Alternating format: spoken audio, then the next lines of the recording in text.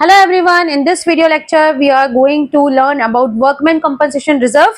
Class 12 का topic है जो कि आपको change in profit sharing ratio chapter में दिया हुआ है। ये आपको आगे आने वाले 3 चैप्टर्स में भी काम आएगा, admission, retirement and death of a partner.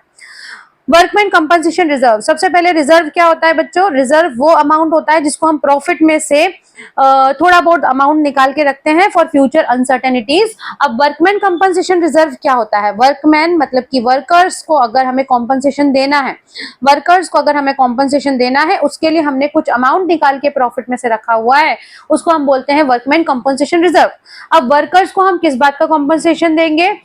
अगर हमारे यहाँ काम करते वक्त किसी भी वर्कर को कोई इंजरी हो जाती है, कोई चोट लग जाती है, एक्सीडेंट हो जाता है, तो हमें उन्हें कॉम्पनसेट करना पड़ेगा, मतलब थोड़ा बहुत अमाउंट आपको देना पड़ेगा। भाई उसका ट्रीटमेंट वगैरह कराना पड़ेगा ना, आपके यहाँ काम करते वक्त उसको चोट लगी है, ठीक है। अब इसका एक एग्जांपल ले लेते हैं कि भाई ए और बी दो पार्टनर हैं, ये इन्होंने पार्टनरशिप बिजनेस शुरू किया है, इनका ओल्ड प्रॉफिट शेयरिंग रेशियो है 1:1 और 1 अप्रैल 2025 से ये बोल रहे हैं कि भाई हम नया प्रॉफिट शेयरिंग रखेंगे 3:2, ठीक है। अब देखो इनका पुराना रेशियो था 1:1, लेकिन ये चाहते हैं 3:2 इसको करना।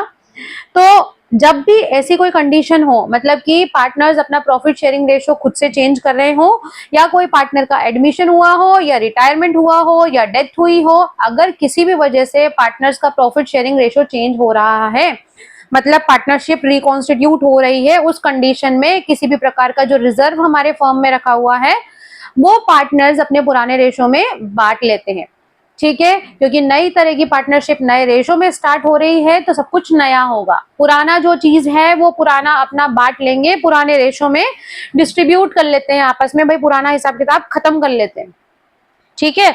चलिए अब हम मान लेते हैं, अब इसके सारे केसेस पढ़ेंगे, हम सारी एंट्रीज समझेंगे वन बाय वन। मान लेते हैं कि ए और बी दो पार्टनर हैं, इन दोनों ने वर्कर के लिए 1 लाख रुपए निकाले, प्रॉफिट में से इनके 1 लाख रुपए इन्होंने निकाले हैं। इनका पुराना रेशो कितना था? इक्वल 1:1।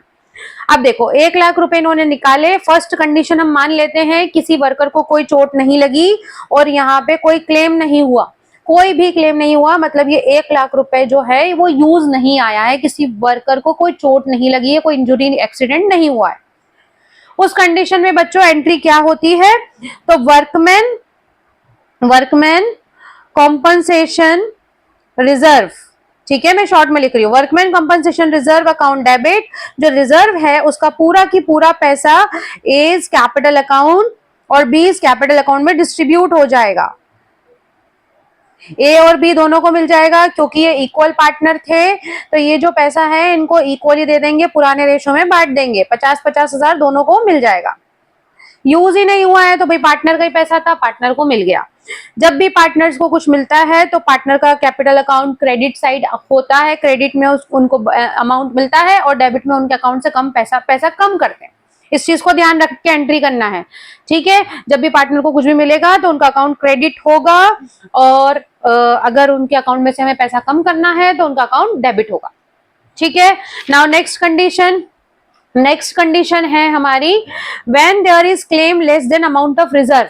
मतलब जितना रिजर्व आपने 1 लाख का रिजर्व बनाया है ना, अब 1 लाख से मतलब क्लेम तो है लेकिन 1 लाख से कम का है। जो क्लेम है वो आपको 80,000 का दे रखा है, 1 लाख रुपए आपने इकट्ठा किया था गुल्लक में, मतलब कि रिजर्व निकाला था, लेकिन 80,000 रुपए खर्च हो गए।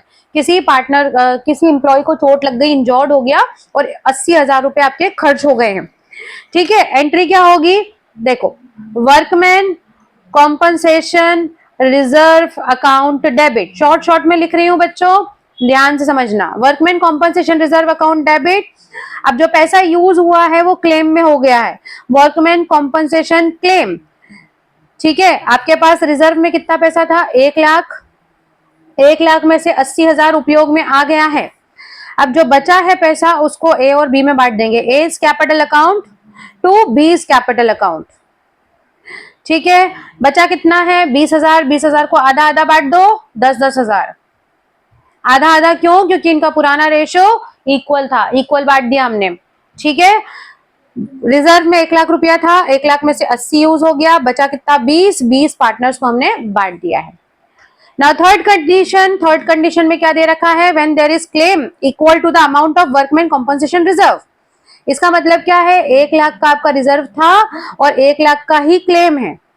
ठीक है, मतलब किसी को इंजरी हुई, किसी को चोट लगी, एक्सीडेंट हुआ और 1 लाख पूरा खर्च हो गया, तो उस कंडीशन में एंट्री क्या होगी, workman compensation reserve account debit to workman compensation claim.